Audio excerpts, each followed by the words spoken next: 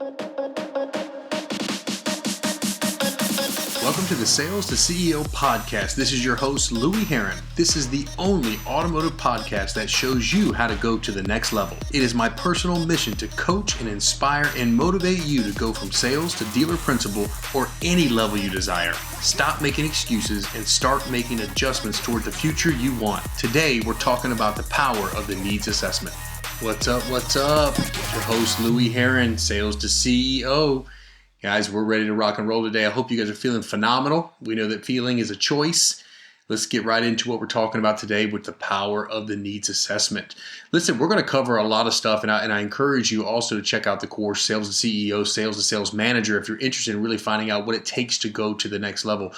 These podcasts don't do that course justice. We're talking 53 videos on a video platform with almost 120-page workbook that goes with everything, and it goes over everything of what it takes to become a sales manager, going to the next level. Remember, my mission is to inspire and motivate you to go to the next level. Yes, are you going to become a better salesperson and sell a lot more cars? Absolutely. But the goal is not just to keep you in sales. My goal is to elevate you to go to the next level, to manager. And then once we get to manager, Sales to CEO University goes on and we teach you from sales manager how to be a general manager. That's the goal. How do we keep ticking up this ladder, going to the next level? That's the whole focus point. And the whole goal of Sales to CEO University is to get you to a point where if you desire to become a dealer principal, maybe a partner, or maybe just you want to be a general manager, hey, it's fruitful at the top as a GM as well. You want to maximize your time in the car industry. That's my whole focus and mission, is to help develop folks in the automotive business to get to the next level. Today, we're starting with the ground floor level. We're talking about selling. We're talking about sales process. We're talking about the needs assessment. This is the time where you're really digging in deep with the consumer. And what I call number one of the two most important pieces, the write-up, I think is probably the most critical, because no write-up means no deal. And then also the needs assessment. This is where we structure the deal. This is where we get everything together. So here's what I want to explain to you. And maybe I can drive the point home. Let's say I'm in the market for a house. I'm ready to buy a house. And I walk into Century 21 Remax and I ask for a sales representative. And I walk up and somebody greets me and they do a nice meet and greet and we're talking for a few minutes. And I tell them, I say, look, here's what I'm looking for. I'm looking for a 3-bedroom, 2-bath home, ranch style, like a pool, and I want a little bit of land. And I share that with the representative, and the representative says to me, okay, great, hold on one second, let me grab my keys and let's go look at some houses. She grabs her keys, or he grabs his keys, and we jump in the car and we start driving around looking at 37 homes. Well, obviously it doesn't work that way, right? That's the whole point of a needs assessment. I don't know why we would show a customer 37 cars no more than a real estate agent would show us 37 houses without getting the information, the vital information of deal structure, making sure we understand, are we looking for the mortgage? Have we been pre-approved? What's going on? Now, does that mean I want you to interrogate a consumer up front? No, you just met them. Like literally, you're 5-7 minutes into the deal. You can't just say, hey, my name is Louis Heron. Welcome to ABC Nissan. And your name? Great, nice to meet you. And then all of a sudden, we're talking finances and payments and are you approved and what's your credit like? That's the complete opposite of what I want you to do. However, getting to the needs assessment, there's some key components within the needs assessment that set the chain off of putting the car deal together, right? Let's say we go to the doctor. I'm not feeling well and my throat's sore and I've been coughing. My chest is congested. And I walk into the doctor's office and I sign my name in at the receptionist desk and I sit in my seat. And then 3 minutes later, the doctor comes out and says, Mr. Heron? And I say, yes. And he walks me back there, takes me right to the room and says, how you feeling? And I said, well, my chest is a little sore. I mean, I feel congested and my nose is runny and I just don't feel well. He said, okay, stop right there. He writes me a script, says, go to CVS, take this. I want you to call me in a week. Tell me how you feel. And he lets me leave. Well, it doesn't happen that way, right? That's called malpractice, right? So why would we commit sales malpractice? Why would we try to prescribe something when we don't even know what's going on in the deal? I'm trying to drive the point home to help you understand that that's not how it works at a doctor's office, right? You meet the nurse, she gets your weight, she takes your vitals, she sits down, she asks questions, she loads it in the computer, gives the information to the doctor. Who's the doctor? That's our desk managers, right? We got to give the information to the desk manager so we can find out exactly what we need to prescribe for this customer. So understand, we don't want to commit sales malpractice. We don't want to show 37 homes. We don't want to show 37 cars, right? We want to narrow it down so we can isolate and find out the exact wants, needs, desires, hot buttons, and how to get that done. In 1997, I was selling cars, and I had a manager, and his name was Derwin Ware. Derwin, if you're listening, how are you, my brother?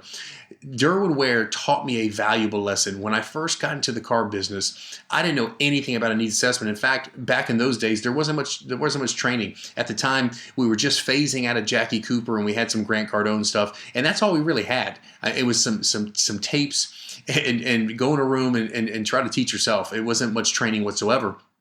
But I didn't get into a needs assessment or a fact find or a qualify. I was all about meeting and greeting and demoing cars and getting people back in the building and see if we can sell them a car. Derwin sat me down one time and he said, Louis, look, he said, you got a lot of fire, you got a lot of enthusiasm, and you could sell a ton of cars, but you would sell a lot more cars and you would make a lot more money if you would just slow down and do a needs assessment, if you would just do a fact find and qualify. And I didn't really know what he was talking about. And he broke out this sheet, and it was like a 4-square. And on that 4-square, it had 4 different components, very, very basic, nothing like our needs assessment in today's day and age. But it broke down basically the quadrants of the consumer cycle, and it helped me isolate and understand exactly what it would take to kind of formulate and put together a deal. Now, since that time, I've developed a question. This is back in 1997. 95 is when I was selling. 97 is when I developed this question. It's a statement, actually, and I'm going to share it with you. That's how old it is. That's how ingrained in my brain is and how powerful it still is to this day. Now, I know with the internet and technology and social media, the business has evolved and changed dramatically. But what I'm going to share with you is extremely powerful. It worked then, it works today, and I'm going to share it with you. But let me go through real quick so we all understand the goal of the needs assessment, because there's some things that I want you to be thinking about that maybe has not run through your mind, because it's more than just landing on the right car. That's a big piece. That's not everything we're looking to do. Number one, we want to slow down so we can speed up. Okay, we want to slow the transaction down so we can eventually speed up. What do I mean by that? I want to be able to get everything up front so I'm able to go through the rest of the process efficiently, right? We want to be outside. It's that upside down triangle. You guys have seen it if you've been in any sales training, right? We want to meet and greet, and we want to fact find. It's real big at the top. And then as it funnels down to the bottom, when we get to the close should be short and sweet because we've done all the work up front. We're going to slow down the process so we can speed it up. I want you to always remember, it's not the big that eat the small, it's the fast that eat the slow. We're trying to speed through the process. Number one, it's effective for us. Number two, the consumer cannot stand to be at a dealership 4, 5, 6 hours. You already know that, right? And we're going to talk about that in the needs assessment with our customer. We're going to talk about surveying customers and what they tell us, because we already know they hate to go back and forth and negotiate, and they hate to be at a dealership 4 hours. We're going to use those pain points in the needs assessment to open them up and expand their conversation with us. That's one of the goals, is to slow down so we can speed up. The next thing we want to do is we want to make sure we're building a relationship. Why? Again, friends rarely negotiate pricing.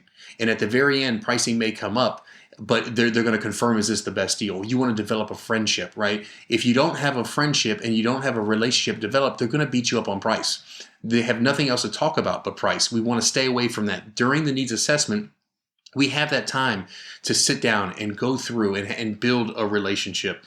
The other thing we want to do is make sure we discover and we're certain about the hot buttons. What's most important to the customer? What do they want? What do they have to have? What do they need? Now, in another episode, we talked about the meet and greet, and I talked about the power of building a relationship and rapport and having the ability to be outside with the consumer 5, 6, 7 minutes with dialogue of building a relationship, not getting too deep. The reason why is I want to get deeper when we're sitting down. I want to have that dialogue of exactly what they're looking for when we're face-to-face sitting down, where we can actually go through and see exactly what's the most important to them. The other thing we want to make sure, and I'm going to cover it here in a second, is the EMI. We got to get an early manager intro.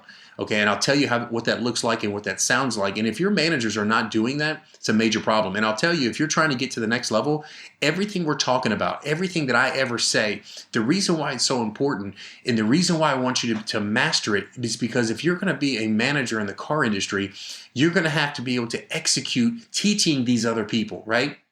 Remember, you want to learn it, you want to live it, then you want to teach it. Learn, live, teach. I'm always talking about that. Learn it, be an expert, live it out, and do it on a daily basis so you have the ability to one day teach it as a manager. The next thing we want to do is we want to grab the keys. We want to do an early appraisal. I'll get to that in a moment as well. And then lastly, we want to touch the desk. So just in identifying the goals of the needs assessment, we've got 7 things we want to get accomplished, okay? So let's start at the top. We talked about slowing down the deal and building that relationship. Here's the statement that I developed back in 1997. I want to share it with you now. And if you're driving, listen, go back and play this because you want to write this down. You're going to want to memorize this. You want to make this your own. I'll say it like I say it, and then I'll elaborate and kind of go through it again. And here's how it goes. We come inside from the meet and greet. We transition to the desk. We take control of the situation, ask the customer to have a seat. We always offer them a beverage, a cup of coffee, something cold to drink. Okay, once we get moving with that, we grab our needs assessment form. We sit down. We already know their names because we talked about in the prior episode, do not forget their names. You fill out the top portion, and then you just look at the customer and you say, Mr. Customer, so I don't make the same mistakes that a lot of salespeople make, a lot of dealerships make. Would you please do me a favor and share with me how you'd like to buy your next car so I can better serve you? Now, keep in mind what I'm talking about here. Would you do me a favor? Would you share so I can serve? These are critical words. I'm telling you, write them down, memorize, practice, drill, rehearse. Once you have it, you can modify it in your own language. But it's very, very important to make sure that you understand and identify that statement. Once again, Mr. Customer, so I don't make the same mistakes that a lot of salespeople make, a lot of dealerships even make. Would you please do me a favor and share with me how you like to purchase your next car so I can better serve you? And then you're silent. Now, one of two things are going to happen. Number one, the consumer may say, well, what'd you just say? They'll look at you kind of like, so you have to elaborate. That's your opportunity to then go into, well, here's what I understand about the car industry. We know that, we talk to a lot of our customers through surveys, and they hate to negotiate and go back and forth, and they hate to be at a dealership 4 hours. And a lot of times from people's past experience, they hate to feel like they didn't have much say in the matter, or the dealer or the salesperson try to pin them into a certain direction. Here's what I want to do. I want to know how you want to do it. I want to know what's important to you. What are the must-haves? What are the hot buttons? What is it? Reliability? Is it safety? Get a little more in depth about what you're currently driving. Find an idea of exactly. Have you done any research in the marketplace, maybe on your trade, as well as what you're currently looking to buy? These are the things that I'm concerned with, but I want to know how you want to express that to me, so that way I can better serve you. Now, once you make that statement to the consumer, they will start talking. This allows you to not interrogate, okay, but rather communicate. As they're talking, you should be filling out that needs assessment. As they're talking, they will be filling in answers, and you should be left with maybe 5 or 6 questions that you can phrase in your conversation, relaying back to whatever they just shared with you. Very, very important. That is the statement that I want you to. I'm telling you, it's a powerful statement. It'll make you a lot of money. It'll make the transition in the needs assessment beautiful. It'll allow you to go through the process very smoothly. And again, you're not sitting there just asking them question after question after question. You got to remember, a customer just met you 5-6 minutes ago.